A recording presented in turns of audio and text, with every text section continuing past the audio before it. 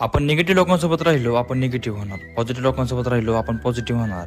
आयुष्यात आपण कुठल्या लोकांसोबत राहतोय हे खूप महत्वाचं आहे. माझे तत्व हे म्हणतात की लोकांमध्ये वेळ, पैसा आणि भावना वाया घालवण्यापेक्षा चलाकीमध्ये माणसं ओळखायची आणि जीवन वाचवायचं. कारण मी नात्यामध्ये, प्रेमामध्ये, मैत्रीमध्ये सगळ्या गोष्टी करून बघितल्या. तुम्ही एकनिष्ठ राहा, प्रेमळ राहा, मैत्रीमध्ये जीव देण्याची तयारी ठेवा, लोकांसाठी घरच्यांच्या विरोधात जावा, काही करा.